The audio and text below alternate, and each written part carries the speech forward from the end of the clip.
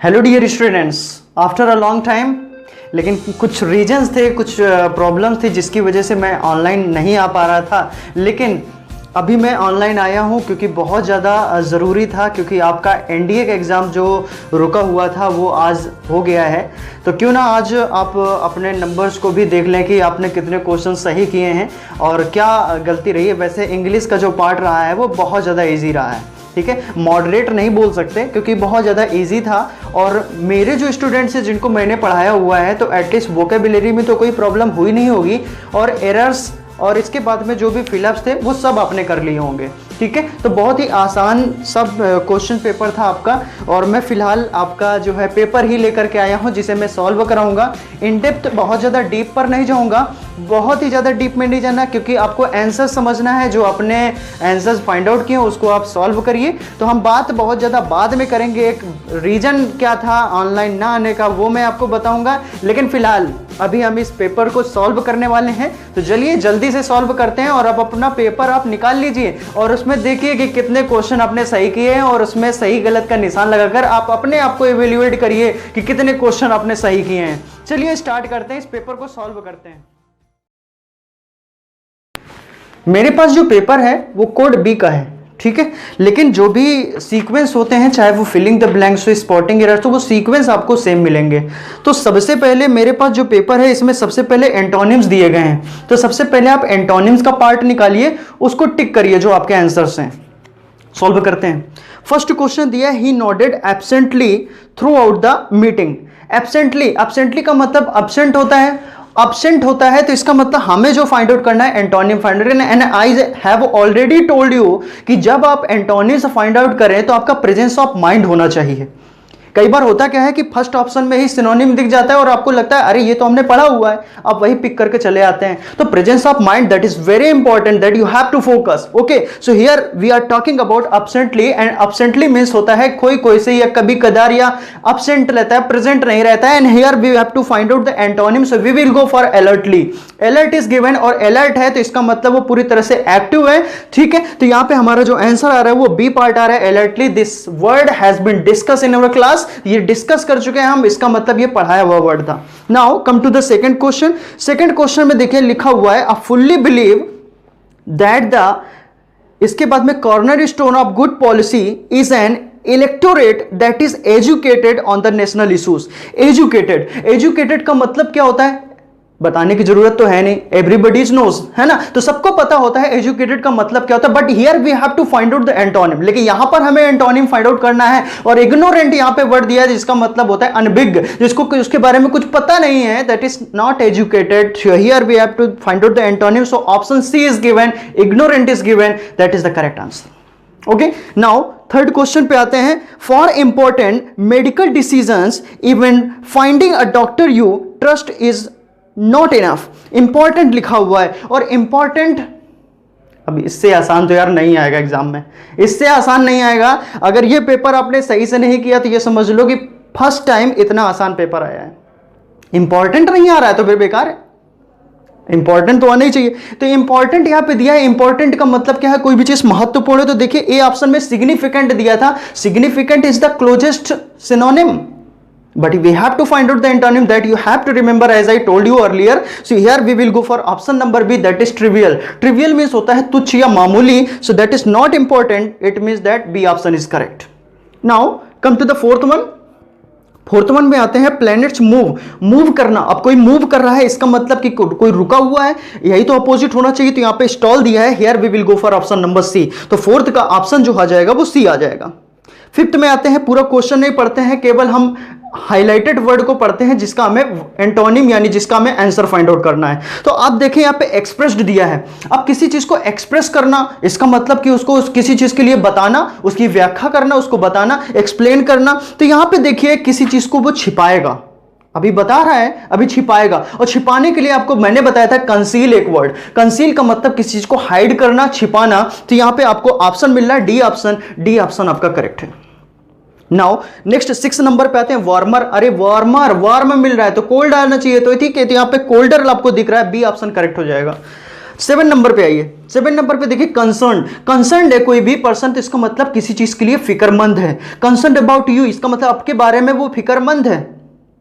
अब फिक्रमंद नहीं है ये हमें आंसर फाइंड आउट करना है तो उसको कोई फर्क नहीं पड़ता, that is indifferent. Here we will go for option number B.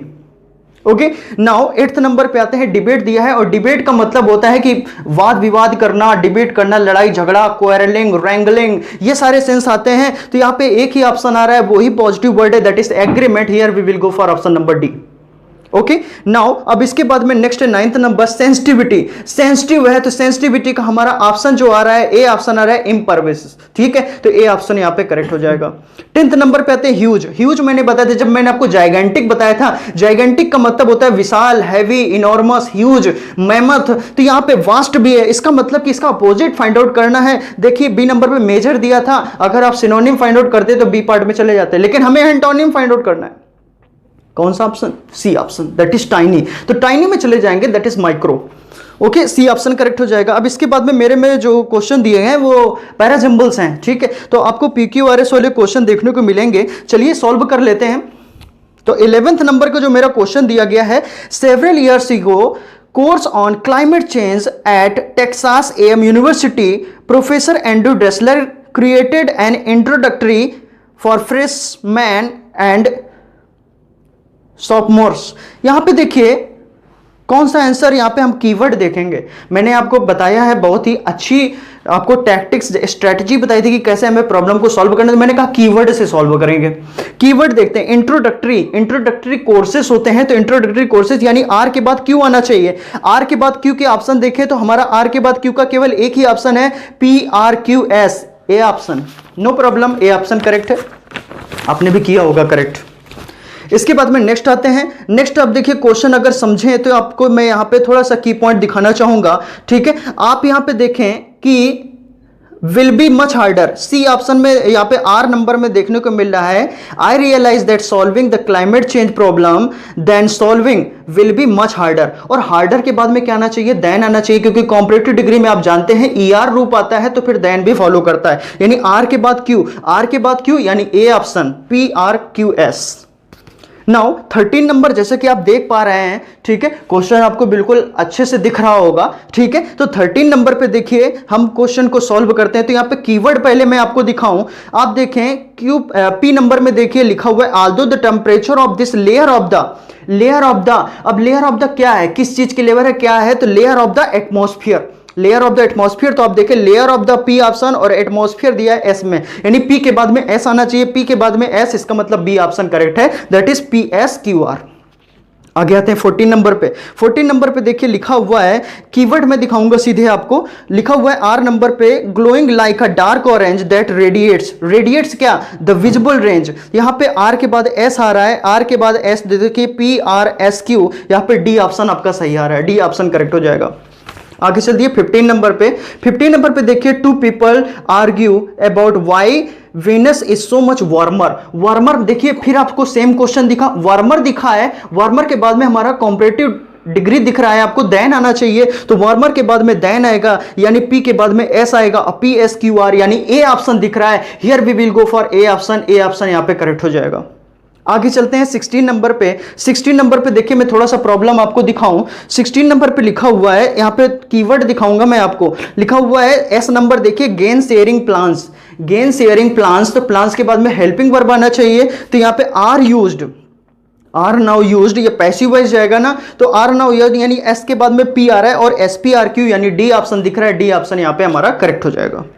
17 number पे आइए, इंटीमेसी दिया हुआ है, देखिए कीवर्ड आपको दिखेगा S नंबर पे, तो इंटीमेसी के बाद में हमारा बिटवीन आएगा, तो S के बाद में बिटवीन का ऑप्शन है हमारा R, SR और SRPQ आपको दिख रहा है, C ऑप्शन यहाँ पे करेक्ट हो जाएगा। तो 17 का भी ऑप्शन आपने सही कर लिया। आगे आते हैं 18 नंबर पे। 18 नंबर पे की पॉइंट बहुत ही आसान है, आप देखिए यहाँ पे R नंबर पे देखिए, it is miserable solitude that compels a person to make, ये आपको सही सीरीज मिल रही है, यानी R के बाद Q आना चाहिए, RQPS दिख रहा है, यहाँ पे C ऑप्शन हमारा करेक्ट हो जाएगा। 19 नंबर पे आइए, takes the longest that never started the job to finish, तो यहाँ पे द जॉब से स्टार्टिंग होगी, सब्जेक्ट से सेंटेंस की स्टार्टिंग होती है। कोई भी सेंटेंस आप ले लीजिए, नॉर्मल सेंटेंस की फ्रेमिंग जो सब्जेक्ट से ही होती है।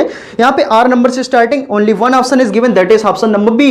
Here we will go for B option, that is RQPS। 20 number, that is last question of parajumble. तो यहाँ पे हमारा दिया गया है आंसर की, देखिए यहाँ पे कीवर्ड अगर हम देखें तो instead of worrying, worrying about, about का मतलब किस बारे में, व्हाट क्या है, तो व्हाट यू कांट, और कांट कंट्रोल, कैनॉट कंट्रोल, तो यानी RSQ कौन सा ऑप्शन आ रहा है, डी ऑप्शन आ रहा है, RSQP, यहाँ पे डी ऑप्शन करेक्ट हो जाएगा। सिनोनिम्स आ गए, इसके बाद में बहुत जल्दी से सॉल्व करना है। यहाँ पे सिनोनिम्स के देखिए आंसर देखिए, डाइवोर्स दिया है, डाइवोर्स, डाइवोर्स के अगर हम ऑप्शन की बात करें तो डाइवोर्स का मतलब होता है विवाह विच्छेद, है ना। तो इसका मतलब क्या है कि साथ में रह रहे हैं, अब डाइवोर्स हो गया, यानी लीगली वो जो है अलग हो गए हस्बैंड एंड वाइफ, अब उनके बीच में कोई रिलेशन नहीं है। आंसर आप देखें तो एक वर्ड आपने पढ़ा था अटैच, अटैच का मतलब क्या होता है, आप देखते हैं फाइल्स को अटैच करना, इसी का अपोजिट होता है डिटैच। तो यहां पे हमारा जो डाइवोर्स का ऑप्शन आ रहा है, ए ऑप्शन आ रहा है, दैट इज डिटैचमेंट, यहां पे ए ऑप्शन करेक्ट हो जाएगा। ओके, नाउ 22 पे आते हैं, he is known for his gentle position, तो डिस्पोजिशन लिखा हुआ, जेंटल लिखा हुआ, और जेंटल का मतलब जो पर्सन सब होता है, इसका मतलब मैंने आपको याद होगा एम बताया था, अगर किसी वर्ड में एम लगा है तो कहीं ना कहीं वो लव को बता रहा है, पॉजिटिव वर्ड बता रहा है, और पॉजिटिव वर्ड बताया तो आपको एमिएबल, एमिकेबल, अफेबल, फ्रेंडली, ये सब बताया मैंने आपको। यहां पे आपका बी ऑप्शन दिख रहा है, that is amiable, B option correct है। 23 में आते हैं, बाउंसेस बैक, बाउंसेस, बाउंसेस का मतलब ऐसा मतलब बहुत हलचल, मतलब उछल कूद मचा रहा है, तो बाउंसेस का मतलब रिकॉइल्स हो जाएगा, ए ऑप्शन करेक्ट हो जाएगा। 24 में आते हैं एग्जीक्यूट, किसी चीज को एग्जीक्यूट करना, एग्जीक्यूट का मतलब यहां पे सिंपली मैंने आपको सिनोनिम ही बताया, एकम्प्लिश होता है, सी ऑप्शन करेक्ट है। आगे चलते हैं, इक्वेनिमिटी। अब यहाँ पे इक्वेनिमिटी जो आपको ऑप्शन दिख रहा है, इक्वेनिमिटी जो 25 में दिया गया है, इक्वेनिमिटी का मतलब होता है शांत, शांत का मतलब पीस, पैसिफाई। आपको मैंने बताया था अले, ALLAY, मेरा फेवरेट वर्ड है, ठीक है। मैंने बताया था कि जब कोई छोटा सा बच्चा रोता है तो उसको बोलते हैं अले ले ले बेटा शांत हो जाए, ये वही अले है ना, अले है। तो इसका मतलब क्वाइट है, तो यहाँ पे पेशेंट है, पेशेंस है, उसके पास धैर्य है, पेशेंस है, तो यहाँ पे पेशेंटली आपका जो सी ऑप्शन दिख रहा है वही करेक्ट हो जाएगा। 26 नंबर पे आते हैं, फ्यूटाइल दिया है। फ्यूटाइल वर्ड ये इतना डिस्कस किया था ना प्रैक्टिस, मुझे लग रहा है हर दूसरी तीसरी क्लास में ये वर्ड डिस्कस किया गया है। तो फ्यूटाइल का मतलब होता है फ्रूटलेस, बैरन इसका सिनोनिम होता है, और बैरन सिनोनिम तो यहाँ पे पॉइंटलेस दिया गया है, बी ऑप्शन आपका करेक्ट होगा, B for baby, not D. Okay, इसके बाद में कनिंग, कनिंग का मतलब क्लेवर होता है, थोड़ा सा नेगेटिव वर्ड होता है, तो कनिंग है तो यहाँ पे डॉजी आ जाएगा, डी ऑप्शन करेक्ट हो जाएगा। क्रूशियल, क्रूशियल का मतलब निर्णायक, ठीक है, तो यहाँ पे फिलहाल इसके इनेप्ट दिया है, नॉट स्किल होता है, प्रिमिटिव होगा नहीं, नेचुरल नहीं होगा, मोमेंटस आ जाएगा, ए ऑप्शन करेक्ट हो जाएगा।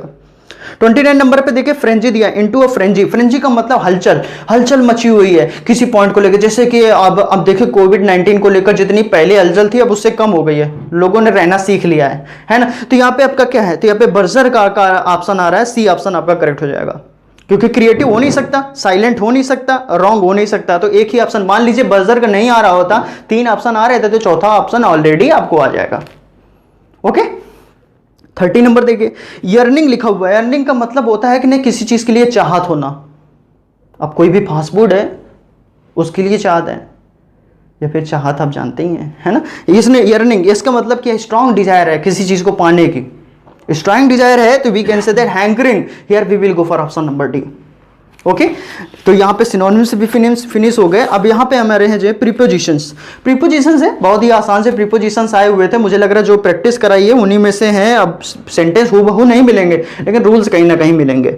आगे चलते हैं, यहाँ पे 31 नंबर पे दिखा है, लिखा हुआ है simultaneous of the 20th century by climate models that exclude the observed increase, increase किस चीज में, increase in green house gases, तो यहां पे हमारा बी ऑप्शन आ रहा है, दैट इज इन। 32 नंबर पे आते हैं, in extremely poor societies children can be put to work a young age, जब भी एज का मैंने बताया था स्टेज की बात हो, स्टेज की बात होगी तो एट लगेगा, ठीक है। जैसे ही died at the age of 60, तो 60 यहाँ पे स्टेज बताया ना, उसको एट लगाया हमने, तो यहाँ पे हमारा एट ऑप्शन यानी डी ऑप्शन आ जाएगा 32 का। 33 नंबर पे आते हैं, people who are averse, averse to, तो एवर्स टू हार्ड वर्क, तो यहाँ पे ए ऑप्शन करेक्ट हो जाएगा। 34 में, I have known her long time, for a long time, ये आप इतना सेंटेंस में देखते हैं, इतना प्रैक्टिस करते हैं, इसको बताने की जरूरत ही नहीं है। फॉर अ लॉन्ग टाइम गलत तो नहीं किया ना, बिल्कुल सही करना है आपको, ठीक है। तो for a long time B option correct है। 35 नंबर पे आई एक्सेप्टेड द ऑफर, ठीक है, और किस किस में, ऑन कंडीशंस, ऑन कंडीशंस, तो यहां पे लिखा हुआ ऑन सर्टेन कंडीशंस, तो यहां पे ए ऑप्शन करेक्ट है। सी इज अ वुमेन, अब वुमेन हो या मैन हो तो आप बोलते हैं मैन ऑफ वर्ड, सो यहां पे प्रीपोजिशन ऑफ फॉलो होगा, तो आप देखें she is a women of humble origin, तो यहां पे बी ऑप्शन करेक्ट है। आगे आते हैं 37 नंबर पे, there is no cure for the common cold, for the common cold, तो सेंटेंस को अब सही से थोड़ा सा रीड करते तो आंसर मिल जाता आपको। 38 में आई रैन इनटू जॉन यस्टरडे, तो इसका मतलब कोलाइड विथ, कुछ झगड़ा वगैरह हो गया, ठीक है, तो रैन इनटू आ जाएगा, डी ऑप्शन करेक्ट हो जाएगा। 39 नंबर पे आते हैं, my grand mother enjoyed boating, अब यहाँ पे सीधी सी बात है, बोटिंग लिखा हुआ द लवली लेक, लेक का मतलब झील होता है, कोई सी झील में अगर वो बोटिंग कर रहे हैं तो इसका मतलब कि पानी के तो ऊपर ही होगा ना, ऑन, ठीक है, दिख रहा है ना, टचिंग पॉइंट है, टचिंग पॉइंट के लिए हम ऑन का यूज करते हैं, जैसे द बॉल इज टेबल पर पड़ी हुई है बॉल, तो ऑन द टेबल, टचिंग से सेंस आ रहा है, तो ये मैंने आपको बताया है ना, तो ऑन लग जाएगा। इसके बाद में 40 नंबर पे, he visits the needy to relieve किस चीज के लिए, रिलीव देम, ठीक है, तो यहां पे ऑफ आ जाएगा, they are suffering and poverty, तो यहां पे सी ऑप्शन करेक्ट है। स्पॉटिंग एरर्स पे आते हैं, that is finally our last section है, 10 क्वेश्चन आए थे, और यार गलती नहीं होनी चाहिए थी, क्योंकि जो भी मैंने पढ़ाया है वही रूल्स आपके आए हुए हैं, बहुत रिपीट कराया, मुझे लग रहा है हर वीक में मैं रूल्स रिपीट करा देता था। आते हैं, लिखा हुआ है 41 नंबर पे, this building comprises of 6 houses, comprises of, तो आपको मैंने बताया था कंप्राइजेस, सुपरफ्लुअस जब मैंने बताया था तो आपको बताया था कंप्राइजेस के बाद में ऑफ नहीं आता, क्योंकि कंप्राइजेस मींस होता ही है कंसिस्ट ऑफ, कंप्राइजेस मींस होता है कंसिस्ट ऑफ, तो यहां पे आप देखें बी ऑप्शन दिख रहा है, कंप्राइजेस ऑफ नहीं होगा, कंप्राइजेस के बाद ऑफ को कट कर दीजिए। 42 नंबर पे, आई लुक फॉरवर्ड के बाद में हमारा जीरंड आता है, लुक फॉरवर्ड टू के बाद में जीरंड आता है, तो यहां पे देखिए टू मीट लिखा है, गलत है, टू मीटिंग नहीं, यहां पे मीट नहीं होगा, मीटिंग कर देंगे। कोप अप विथ लिखा है, बिल्कुल गलत है, कोप अप विथ होता ही नहीं है, कोप विथ होता है, ठीक है, I can not cope with this pressure. इसके बाद में 44 नंबर पे, I came to the place by walk, by walk क्या होता है, बाय फुट होता है ना, तो बाय फुट कर दीजिए, बाय वॉक गलत है। Next, what is the time in your watch, इससे आसान सेंटेंस हो सकता था क्या, ये तो नॉर्मल स्पोकन पे यूज करते हो यार, गलती तो होनी नहीं चाहिए इसमें, तो यहाँ पे इन योर वॉच नहीं, बाय योर वॉच, ओके। इसके बाद 46 नंबर पे, the price of my dress is higher than that of yours, the sentence is absolutely correct, no error, इसमें कोई दिक्कत नहीं है। आगे next 47 number, my friend's daughter in laws have come, daughter in laws लिखा हुआ है, मैंने आपको यार नाउन की प्रॉब्लम, ये तो कैसे गलत कैसे हो सकता है, हो ही नहीं सकता, डॉटर इन लॉ लिखा हुआ है, इसके बाद में हैव कम लिखा हुआ है, वर्ब प्लूरल लगी, इसका मतलब कि यहाँ पे हमारा जो है डॉटर इन लॉज कई सारी हैं, इसका मतलब कि जो है प्लूरल बनाना चाहिए, तो डॉटर्स इन लॉ होगा, जैसे मदर इन लॉ है, प्लूरल बनाना है mother's in law, father in law है, प्लूरल बनाना है फादर्स इन लॉ, ठीक है, ब्रदर इन लॉ है, ब्रदर्स इन लॉ, ओके, तो प्लूरल कर दीजिए, डॉटर्स इन लॉ हो जाएगा। आई प्रीफर, जब भी आपको प्रीफर दिखता है तो आपको याद आता है देन नहीं, टू लगाते हैं, प्रीफर फॉलोड बाय टू, लेकिन प्रीफरेबल अगर प्रीफर लगा हुआ था उसको 2 इन्फिनिटिव जुड़े होते हैं तो रादर देन जरूर लगाते हैं, लेकिन here you see that then is given, that is wrong, we have to deal with two, okay. 49 number पे आते हैं, वी वर डिस्कसिंग किस चीज के लिए डिस्कस कर रहे हैं, ऑब्जेक्ट आना चाहिए ना, प्रीपोजिशन दिया हुआ है, अबाउट दिया है, दैट इज सुपरफ्लुअस, अनावश्यक है, घटा दीजिए, गलत है, अबाउट को हटाइए, सेंटेंस सही हो जाएगा। 50 नंबर पे, डिस्पोज ऑफ में OFF नहीं, OF होना चाहिए, इसके बाद में the garbage from the slabs, तो यहाँ पे हमारा ये सेंटेंस 50 क्वेश्चंस बहुत ही जल्दी हमने सही किए हैं, आपने होपफुली ये सारे आंसर्स आपने सही टिक कर लिए होंगे और देखा आपने कि कितना आसान पेपर आया हुआ था। अब लेकिन इसके बाद जो हमारा एग्जाम लगा हुआ है वो एयरफोर्स का है और एयरफोर्स की बेहतरीन तैयारी आपकी होनी चाहिए, ठीक है, तो उसी तैयारी को हम और ज्यादा बेहतरीन करने के लिए वीडियोस लाते रहेंगे। कुछ प्रॉब्लम थी जिस वजह से मैं कंटिन्यू नहीं हो पा रहा था यूट्यूब चैनल पे, लेकिन नहीं, अब वीडियोस आते रहेंगे। कोशिश हमारी यही रहेगी कि आपको डेली नहीं तो अल्टरनेट आपको वीडियो जरूर मिले, ओके। तो चलिए बहुत ज्यादा टाइम नहीं लेते हैं आज के सेशन पे, बस इतना ही, बहुत इंपॉर्टेंट था, पेपर हुआ था इसलिए मुझे लगा कि नहीं कुछ भी हो वीडियो जरूर शूट करना है, ठीक है। तो नेक्स्ट क्लास में मिलते हैं कुछ अच्छे वीडियोस के साथ में। मिशन हमारा जो होगा वो एयरफोर्स होगा, लेकिन नहीं, हम एयरफोर्स को ही नहीं, लेकिन एयरफोर्स के वीडियोस ज्यादा आएंगे क्योंकि अपकमिंग एग्जाम लगा हुआ है। बाकी तैयारी के लिए चाहे वो बैंक हो, एसएससी हो, या कोई भी आपकी एग्जाम की प्रिपरेशन है जिसमें इंग्लिश आता है, उसको आप जरूर पढ़िए। तो आज की क्लास में बस इतना ही, नेक्स्ट क्लास में मिलते हैं। जय हिंद।